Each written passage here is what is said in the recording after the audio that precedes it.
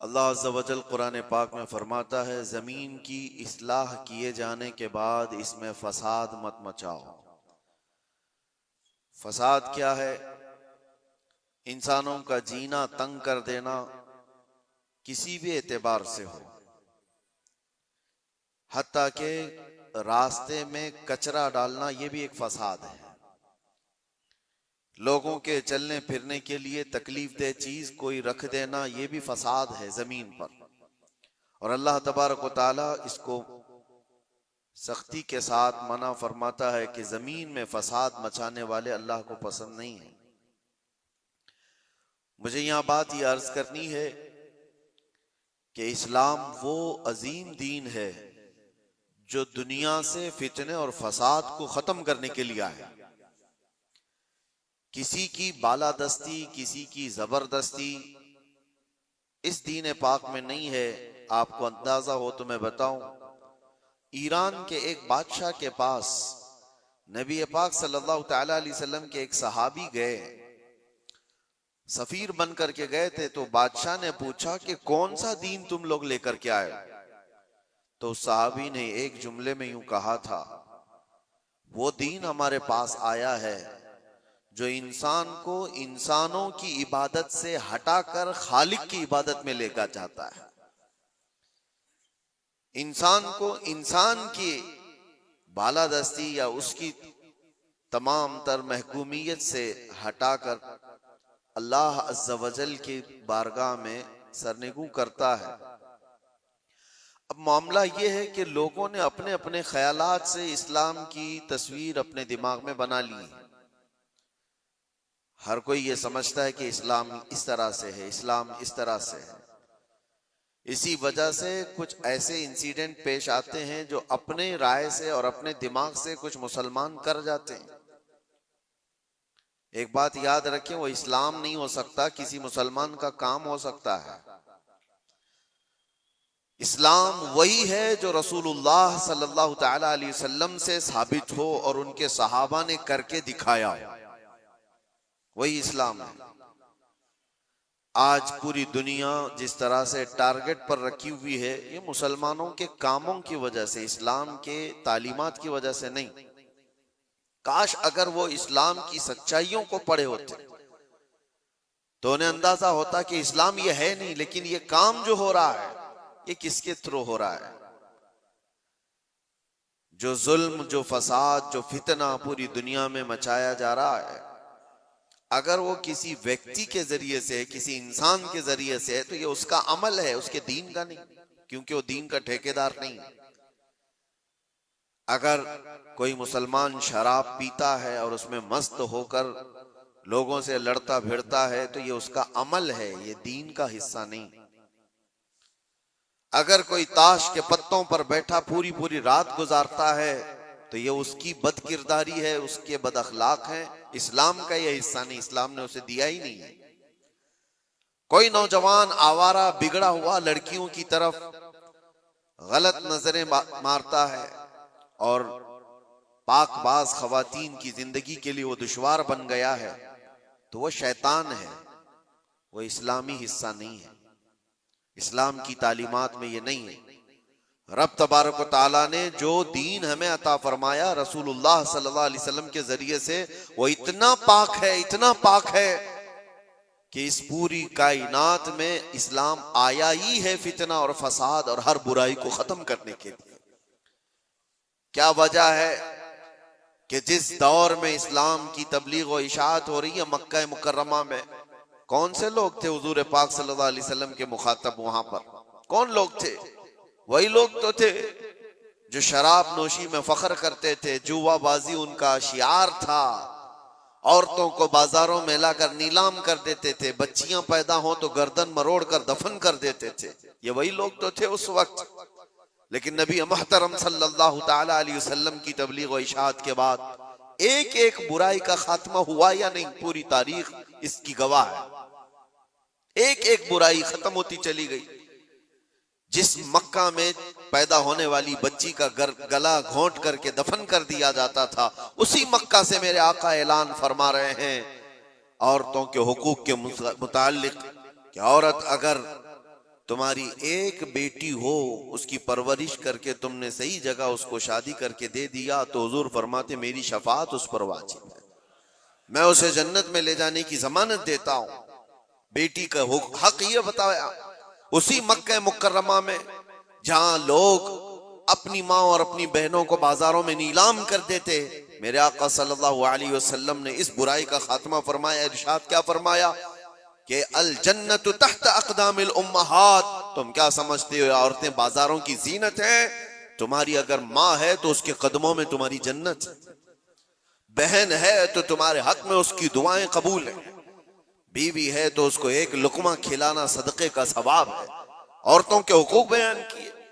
जहां बच्चों पर जुल्म होता था, नबी मुहतशम सल्लल्लाहु तआला अलैहि वसल्लम ने उसको खत्म फरमाया। बूढ़ों के लिए, बेवाओं के लिए, बेवाओं को तो मुआशरे में रहने नहीं दिया जाता था, उनके लिए अलग बस्तियां हो जाती थी। शगुन अब शगुन ये भी हमारे इलाके में भी पाए जाते हैं सब चीजें। किसी औरत का शोहर मर जाए, सती की रस्म यहां पर भी हुआ करती थी, औरत को शोहर के साथ जला दिया जाता। मगर नबी करम सल्लल्लाहु तआला अलैहि वसल्लम ने बेवा औरत के हुकूक को सिर्फ बढ़ाया नहीं, आपने जितने निकाह फरमाए सिवाय उम्मुल मोमिनीन आयशा सिद्दीका के, ये सारी बीवियां आपकी बेवा ही हैं। बेवा को हुजूर सल्लल्लाहु अलैहि वसल्लम ने, बेवा हैं या मुतल्लका हैं, हुजूर पाक सल्लल्लाहु अलैहि वसल्लम ने अपने हरम की जीनत बनाई, बल्कि करोड़ों मोमिनों की उनको मां का दर्जा अता फरमाया। एक एक बुराई का खात्मा करने के लिए इस्लाम इस रोए जमीन पर आया। लेकिन अफसोस ये है मेरे अजीजों, हालात इस तरह करवट ले चुके। बहुत पहले एक शायर ने कहा था बारगाह मुस्तफ़ा सल्लल्लाहु अलैहि वसल्लम में अर्ज करते हुए, ए खासान रसूल वक्त दुआ है, उम्मत पे तेरे वक्त अजब आके पड़ा है। जो दीन निकला था अपने देश से, अपने वतन से, आज वो परदेश में गरीबुल गुरबा है। ये दीन बड़ी शान से निकला था अपने वतन से, और हर किसी ने इसको गले लगा लिया था, और आज ये अपने ही लोगों के दरमियान अजनबी बन चुका है। ये दीन इस्लाम अपने ही लोगों के बीच में अजनबी बना हुआ है। तवज्जो चाहता हूं मेरे अजीजों, इस्लाम की इस अजीम छवि को, इस अजीम सूरत को मस्ख करने के लिए सिर्फ गैरों ने नहीं, जुब्बा टोपी पहनने वाले, दाढ़ी रखने वालों ने भी बदनाम करने में कसर नहीं छोड़ी। आज हिंदुस्तान ही नहीं, पूरी दुनिया जिन मजाहिर को देख करके खौफजदा होती, जिसको दहशतगर्दी कहा जाता है। दहशत ये एक वर्ड है, दहशत डर को कहते हैं, खौफ पैदा करना। मतलब मैं अगर चंद बच्चों को सामने लेकर के तलवार दिखा दूं, आग लगा करके दिखा दूं, तो बच्चों के दिलों के अंदर खौफ आएगा। इसको कहते हैं डर पैदा करना, यही वर्ड है दहशतगर्दी।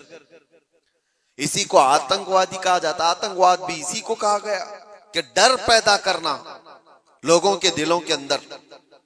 टेररिज्म उसको इंग्लिश में, कि लोगों को खौफ का माहौल बना करके रखना, कि डरते रहे लोग। क्या ये इस्लाम का हिस्सा है? लोगों के अंदर डर पैदा करना, खौफ पैदा करना। मैं तुम्हें बताता हूं, आम लोगों की बात तो छोड़ो, रब तबारक व तआला अपने हबीब सल्लल्लाहु तआला अलैहि वसल्लम को क्या फरमाता है? फदक्किर इन्नमा अंत मुदक्किर लस्त अलैहिम बिमुसैतिर। ऐ रसूल, आप इनको सिर्फ वाज़ो नसीहत करें, आपको इसीलिए भेजा गया है। नबी पाक सल्लल्लाहु तआला अलैहि वसल्लम को रब तबारक व तआला ने यह फरमाया, फबिमा रहमतिन मिनल्लाहि लिंत लहुम वलौ कुंत फज़्ज़न गलीज़ल क़ल्बि लनफ़ज़्ज़ू मिन हौलिक। ऐ रसूल, आपके दिल की नरमी है कि ये लोग आपके इर्द गिर्द हैं, अगर आप सख्त लहजा इस्तेमाल करेंगे तो ये सारे लोग दूर हो जाएंगे। किसके लिए अल्लाह फरमा रहा है? रसूलुल्लाह के लिए, कि सख्त लहजा इस्तेमाल ना करें।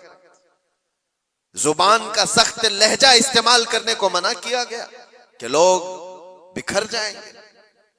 यहां पर जो दहशतगर्दी का लफ्ज इस्तेमाल है, पूरी दुनिया की डिक्शनरी में नया आया हुआ, और लोगों ने तो अब इस्लामोफोबिया नाम से एक नया वर्ड इजाद किया। इस्लामोफोबिया क्या है? इस्लाम के नाम से लोगों में हैबत तारी करना, दहशत तारी करना, डर तारी करना।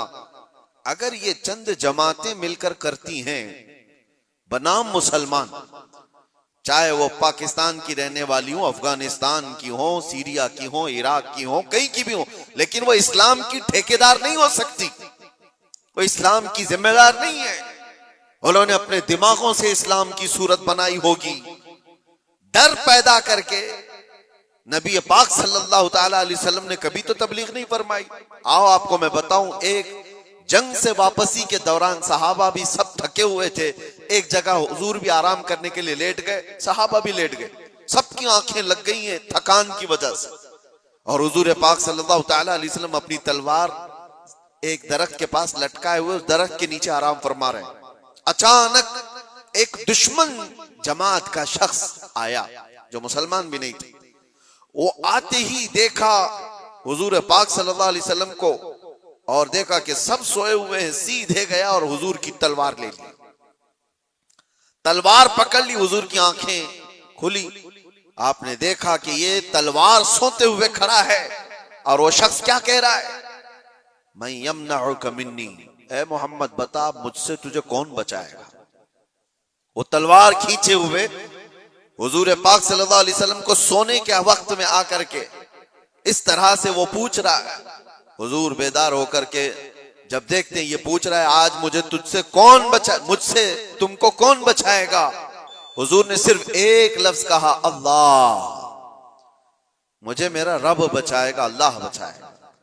वो सामने वाले के जिस्म के अंदर पता नहीं कपकपी तारी हुई और अचानक तलवार उसके हाथ से गिर गई, तलवार उसके हाथ से गिर गई और हुजूर पाक सल्लल्लाहु ताला अलैहि वसल्लम ने वो तलवार अपने हाथ में ले ली।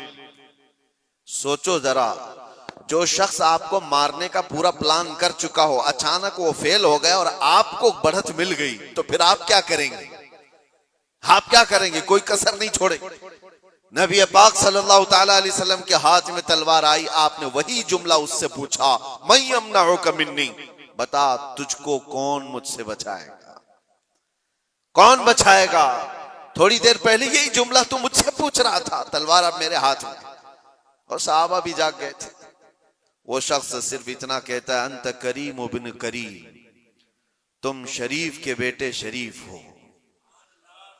बस मैंने इतना ही सुना है। हुजूर पाक सल्लल्लाहु अलैहि वसल्लम ने तलवार नीचे रख ली और कहा, जाओ मैंने तुम्हें आजाद किया और माफ कर दिया। सख्ती के साथ जो तलवार उठाया है, दुनिया का तो दस्तूर है, लड़ाई उसके साथ होती है जो आपसे लड़ने आया हो। अपने डिफेंस में आदमी लड़ता है, लेकिन यहां मेरे मुस्तफा सल्लल्लाहु अलैहि वसल्लम ने उसको दरगुजर किया जो आप पर तलवार उठाया हुआ था। चाहते तो डर सुनाते, टुकड़े करके उसकी कौम के पास भेजते और दहशत फैला दी जाती कि डरो कि जो भी इस तरफ आएगा उसकी हालत ये कर दी जाएगी। नागुज़ेर हालात जब पैदा हुए तब जंगें हुई हैं, बहुत ऐसी हालतें आ गई हैं कि जीना तंग कर दिया गया है, तब जंगें हुई हैं। वरना तो इस्लाम का दस्तूर ये है। मेरे आका सल्लल्लाहु अलैहि वसल्लम ने फरमाया, ला ततमन्नौ लिक़ा अदुविकुम, तुम दुश्मन से लड़ने और भिड़ने की तमन्ना भी मत करो। जंग की तमन्ना करना भी जायज नहीं। हुजूर पाक ने फरमाया, हाँ ऐसी सूरत पैदा हो गई तुम्हारे ऊपर, तब वो जंग की नागुज़ेर